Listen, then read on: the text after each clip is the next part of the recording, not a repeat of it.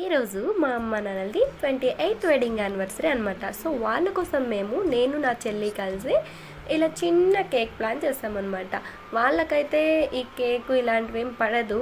So మేము చేస్తున్నామని చెప్పి ఇంకా మా డాడీ ఒప్పుకున్నారనమాట. ప్రతి ఇయర్ ఇలాగే చేస్తాము. వాళ్ళు మమ్మల్ని హర్ట్ చేయకుండా కేక్ అయితే కట్ చేస్తారనమాట. వీళ్ళైతే లవ్లీ కపుల్ అనమాట. ఎంత మంచిగా ఉంటారు, మేము చిన్నప్పటి నుంచి చూస్తున్నాము. అసలు ఎంత మంచి లవ్లీ కపుల్ నేనైతే ఎక్కడ చూడలేదు. ఓకే, ఇంకా పిల్లలందరికీ కేక్ కోసం వెయిట్ చేస్తున్నారు పాపం. వాళ్ళకి ఇంకా అప్పటికే లేట్ అయిపోయింది అనేసి ఇంకా కట్ చేసి తినిపించేశారు. ఇంకా అందరూ అలా తినిపించుకునేసాము. మా అమ్మ అంటుంది, మేమేమో చిన్నపిల్లలమా, మాకు ఇలాంటివన్నీ చేస్తారు అనేసి అంటుంది. సో చిన్నపిల్లలు పెద్ద పిల్లలు అనేం లేదు.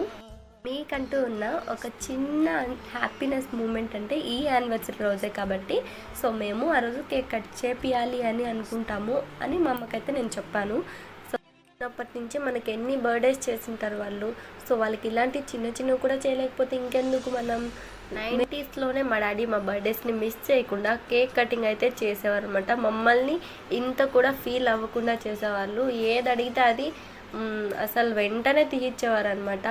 మేము వేరే వాళ్ళ ఇంటికి టీవీ కోసం వెళ్తున్నామని మా డాడీ మా ఇంటికి ఒక కొద్ది డేస్కే మాకు టీవీ తెచ్చిచ్చేసారనమాట, వేరే వాళ్ళ ఇంటికి వెళ్ళకూడదు అనేసి.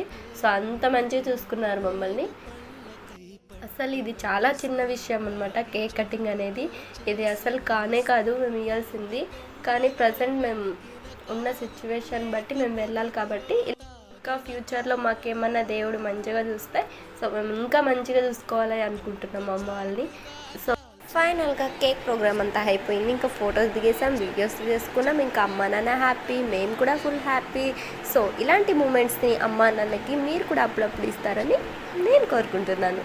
సో మన ఛానల్ని ఫస్ట్ టైం చూస్తున్నట్టయితే please subscribe our channel. Thank you for watching. Bye.